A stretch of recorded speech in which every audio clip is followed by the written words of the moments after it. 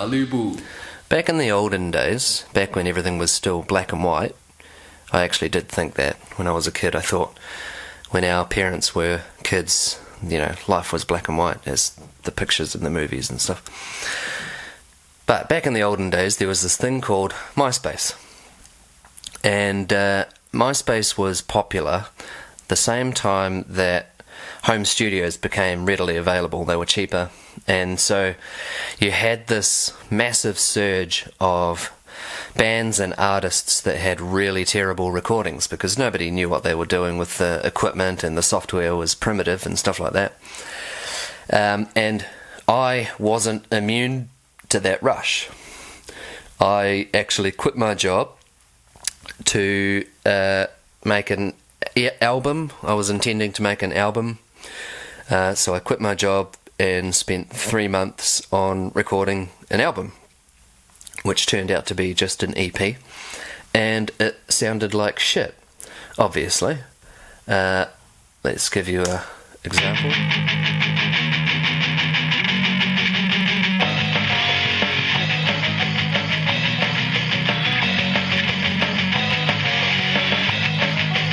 Now, the reason why that sounds like shit is because the drums, I used Guitar Pro 4 at the time, I think it was, and I just exported I soloed the drum tracks and I exported the wave file of the drum tracks. So the drums that you can hear there are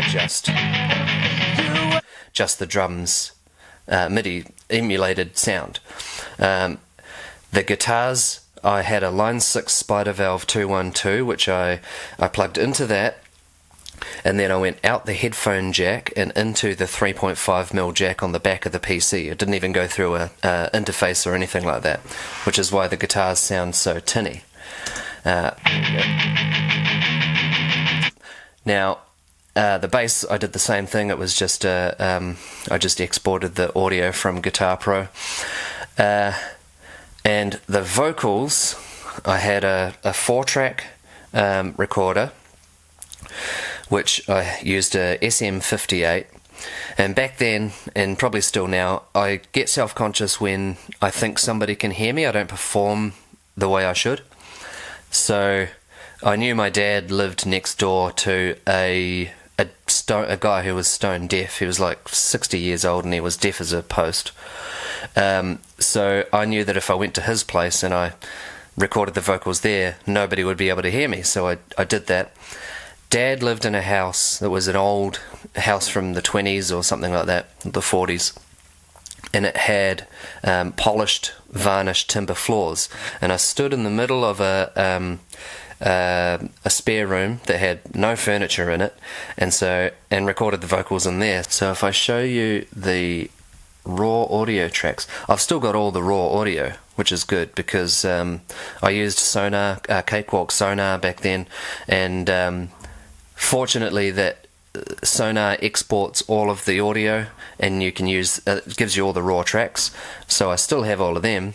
Oh, run away from home to get away from you. Oh, run away from home. Clipping, but so there's reverb in See there. it in his eyes. Just leave 'cause he sees you as. Because I basically recorded it in a cave. And you can see the guitars sounded tinny as hell.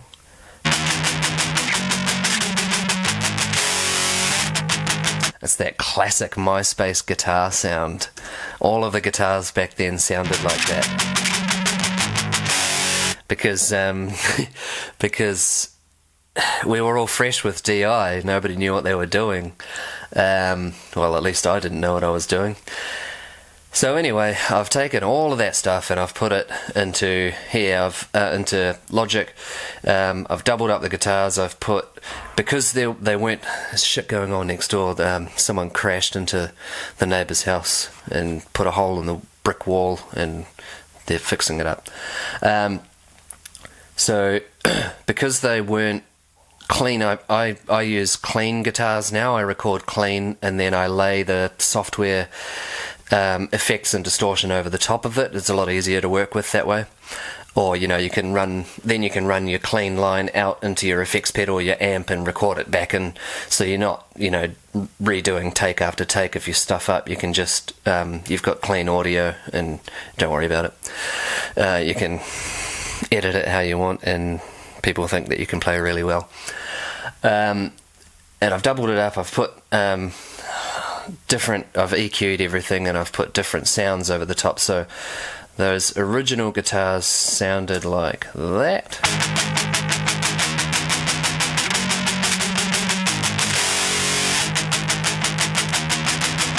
And now they sound like...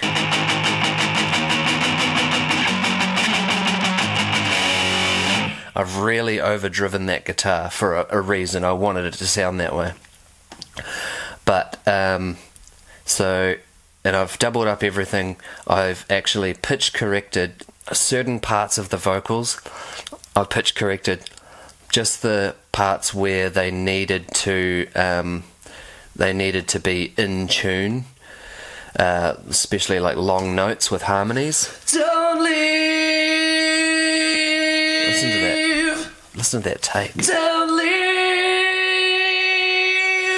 See, I was 21 back here.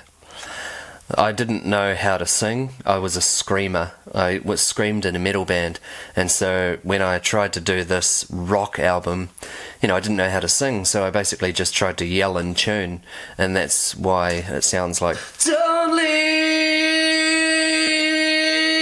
You see, my voice is cracking. There's, clipping and all sorts in there, and... What was the last thing you said to make him leave?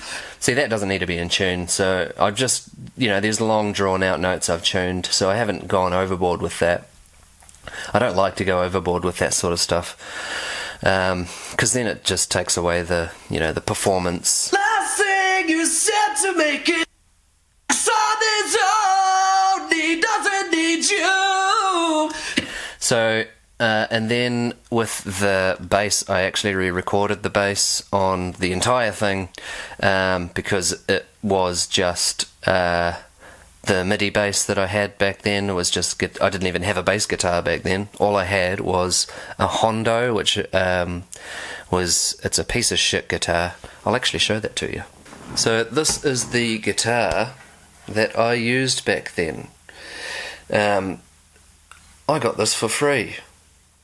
Like most of the stuff back then when I was 21 and didn't have a job, because I quit it to record this piece of shit EP. That guitar I did the whole thing with, obviously, and so it turned out like shit. So I've basically tried to polish, not even a potato, I've tried to, not even that's the expression, but I've tried to polish a rotten potato, or just like a piece of shit, How do you polish a piece of shit that's still actually got moisture on it, and pieces of corn and clipping audio and all that sort of stuff? So the drums I ran through Superior Drummer. I've got rid of the old audio, and if we compare the final product, let's go to a chorus.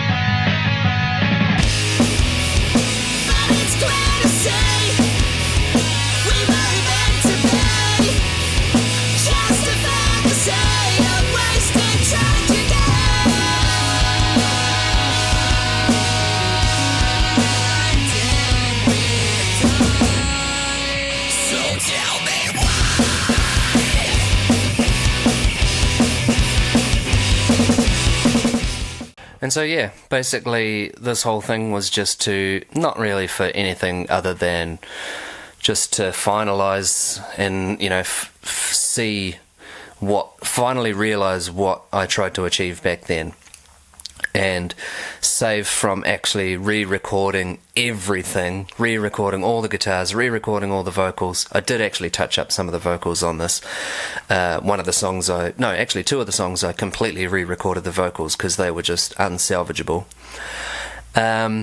Save from actually re-recording the entire thing, this is the best I could do with what I had. It's good to just open up, 13-year-old projects and rework them and see what they could have been back then. And, you know, probably back then, if it sounded like this, it wouldn't have got anywhere, but, you know, it might have got somewhere more than what it did, because it sounded like absolute shit back then, and it still sounds like shit now, but it sounds like shit with a tuxedo on, you know?